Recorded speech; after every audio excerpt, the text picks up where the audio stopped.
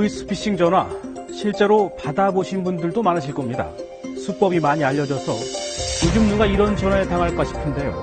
하지만 지난해 발생한 보이스피싱 피해 건수가 무려 7,600여 건에 이릅니다.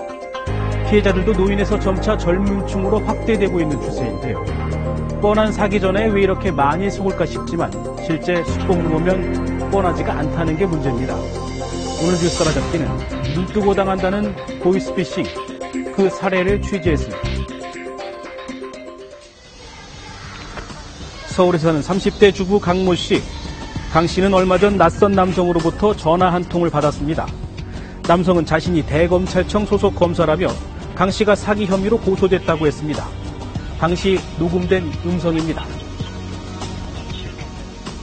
수반장 발표를 조사하게 되면 그런 본인한테 불이익이 많이 간다는 얘기예요. 어? 아니 저도 피해자인데 저한테 그런... 그건 아직 입증이 안 됐잖아요. 본인 고소만 돼 있죠, 그죠? 강 씨는 인터넷 쇼핑몰에서 수억 원의 돈을 가로챈 사기범이 돼 있었습니다. 고소장을 접수를 했다. 200명이 넘는 사람들이. 그 피해액이 몇 억이라도 그렇다. 너무 깜짝 놀랐죠, 제가. 의심하는 강 씨에게 검사라는 남성은 고소장을 확인시켜주겠다며 인터넷 주소를 불러줬습니다. 치니까 진짜 제 이름으로 고소장이 이렇게 딱 뜨고 그걸 보니까 완전 눈앞이 하얘지고 정신을 잠깐 제가 못 차렸어요. 지금 보시는 게 당시 강 씨가 확인한 고소장입니다. 검찰총장의 직인까지 찍힌 고소장에는 강 씨의 이름은 물론 주민등록번호까지 정확하게 적혀 있었습니다. 강 씨는 눈앞이 캄캄해졌습니다.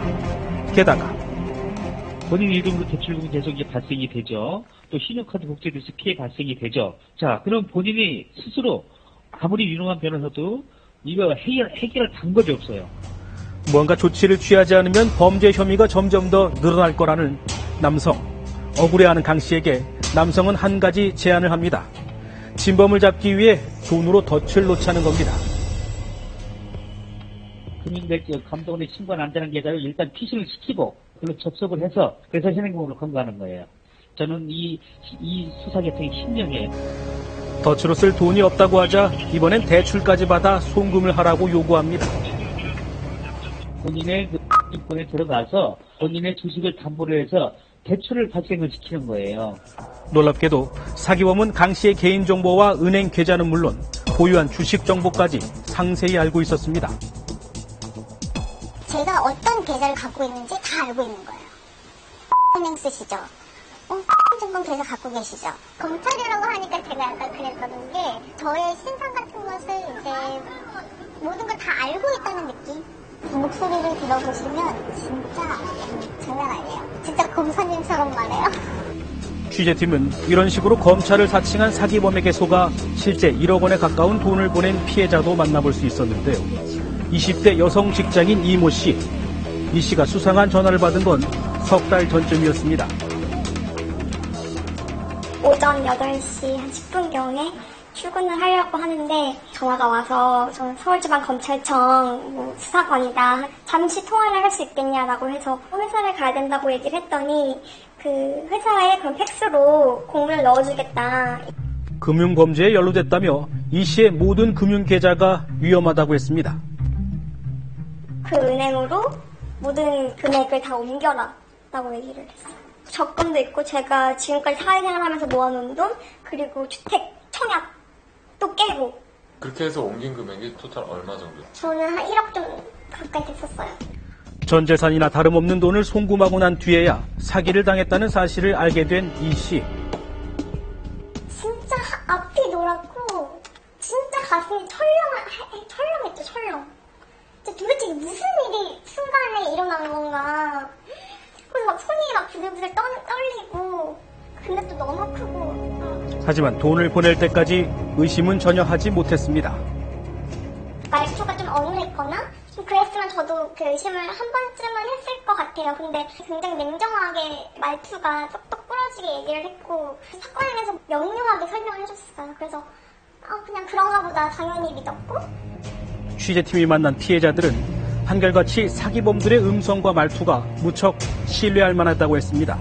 실제 사기범의 목소리를 들어봐도 어눌한 중국 동포 말씨는 더 이상 찾아보기가 어렵습니다. 서울지검 첨단범죄수사팀의 김민재 수사관이라고 합니다. 본인과 관련된 명의도용 사건 때문에 아까지 사실 확인차 연락을 드렸습니다. 대가성을 받고 통장을 넘긴 건지 아니면 본인이 개인정보가 유출되면서 도용을 당하신 피해자분인지 지금 이 부분을 조사할 것을 연락드렸습니다. 수법도 진화하고 있습니다. 피해자를 범죄자로 몰아 당황하게 한 다음 돈을 이체시키거나 취업이나 대출을 미끼로 송금을 유도하기도 합니다. 금융사고를 막아준다며 지하철 보관함이나 냉장고에 현금을 보관하게 한 뒤 이를 빼내가는 수법도 등장했습니다. 은행에선 주변의 도움을 받지 못하게 하기 위해 이런 수법을 씁니다. 거래하는 전에 들어가서 이런 상황 그러냐 물어보시지 마세요. 현금 인출기에 도착했으니까 수정 과정에 절대로 옆 사람들과 상담을 언급합니다. 특히나 은행 직원이다. 직접 당하기 전까지는 보이스피싱은 남의 얘기인 줄로만 알았다는 피해자들.